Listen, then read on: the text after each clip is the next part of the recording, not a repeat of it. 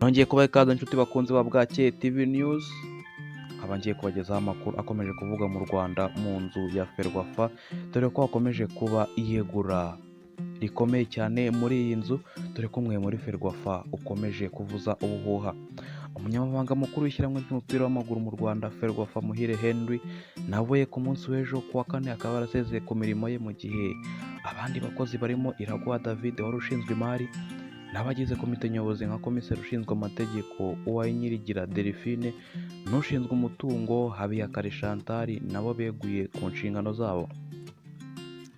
Izi mpinduka rero zo kwegura mu gihiriri zabaye nyuma y'umunsi umwe gusa Nizeyimana Olivier ari perezida wa Ferwafa kuva mu myaka iri hafi kuzura ibiri yari amaze ayobora iyi nzu y'ishyirahamwe ry'umupira w'amaguru mu Rwanda, aho yatangaje ko yeguye ku nshingano avuga ko ari ku mpamvu ze bwite.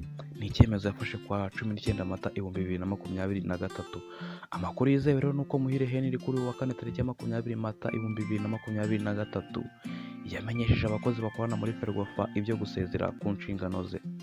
Ni icyemezo yafashe nyuma y'uko muri Ferwafa hamaze iminsi havugwa ibibazo bitandukanye by'imiyoborere byatumye ubuyobozi bwayo bushyirwaho igitutu n'abanyamuryango ndetse n'abakunzi ba ruhago muri rusange.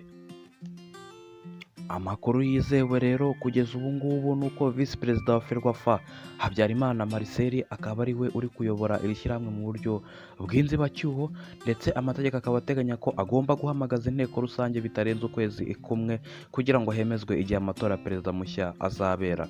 Amakuru yizewe Bwakeye TV News ifitiye amakuru ni uko Karangwa Jules ushinzwe amarushanwa muri Ferwafa yagizwe umunyamabanga mukuru w'umusugire.